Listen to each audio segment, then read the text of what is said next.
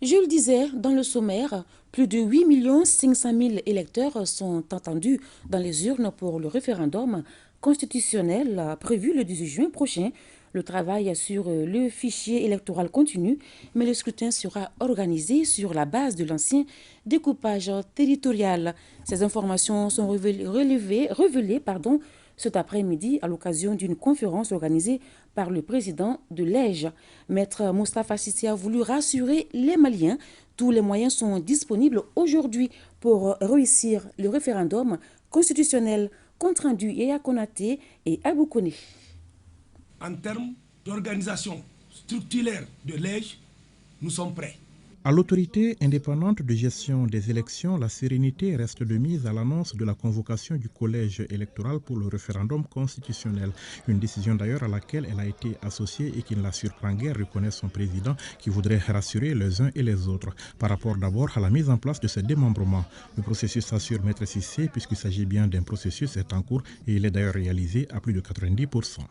Les représentants de l'administration ont été désignés, les représentants des partis politiques ont été désignés, les représentants de la société civile ont été désignés et nous sommes en possession de ces actes-là qui feront en sorte que dans les heures qui viennent, dans les jours qui viennent, nous allons sillonner l'ensemble des coordinations parce que vous savez, les coordinations de l'EJ sont au niveau des régions, au niveau du district de Bamako, au niveau des cercles, au niveau des communes, au niveau national et nous avons à l'étranger des coordination de l'EJ dans les ambassades, coordination d'ambassades et dans les consulats.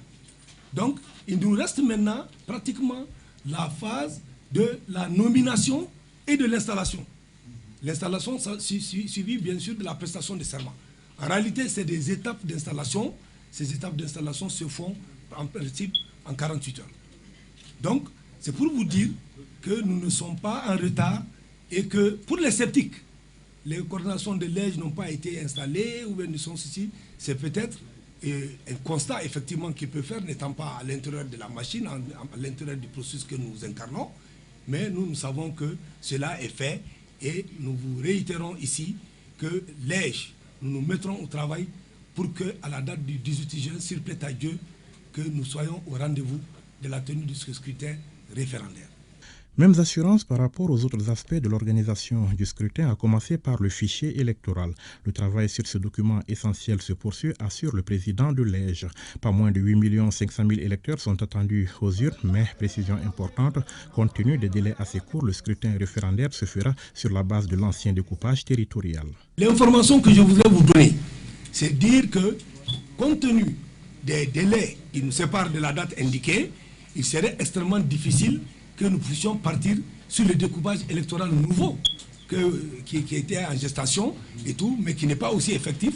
Mais le découpage électoral que nous avons, qui correspond parfaitement au découpage du fichier électoral aujourd'hui, serait le fichier électoral de l'élection référendaire, qui comporte effectivement environ 8 millions d'électeurs. Et le fichier a été quand même révisé suite à la révision ordinaire des listes électorales entre le 1er octobre et le 31 décembre 2022, ce travail a été fait et nous avons environ 500 000 électeurs qui sont venus se rajouter au fichier que nous avons pour atteindre un niveau d'environ 8 500 000 électeurs. Quant à l'identification des électeurs pour ce référendum constitutionnel, il n'y aura pas d'exclusivité pour la carte d'identité biométrique sécurisée. Des cartes d'électeurs et d'autres documents d'identité pourraient être utilisés. Il s'agira, assure Maître Sissé, de trouver les habilitations administratives et juridiques nécessaires en vue de garantir le droit des Maliens au vote.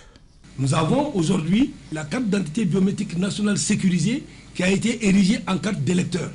Mais vous savez bien que compte tenu des délais et du contexte dans lequel nous sommes, les cartes d'électeurs vont continuer à être éditées et sous la supervision, et j'ajouterai même le contrôle de l'EJ parce que nous avons supervisé cette activité. Donc nous allons continuer ce travail de distribution, de confection, de distribution et de supervision de cette opération pour que les cartes biométriques continuent à être distribuées.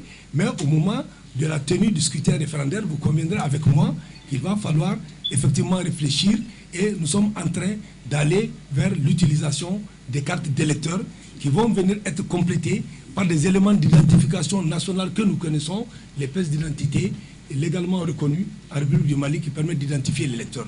À l'autorité indépendante de gestion des élections, l'on assure que tous les moyens sont disponibles aujourd'hui pour réussir la mission. Mais compte tenu de l'importance du scrutin, le président de l'EJ appelle les Maliens à ne pas le banaliser et surtout la classe politique et la société civile à occuper pleinement la place qui leur revient dans le processus.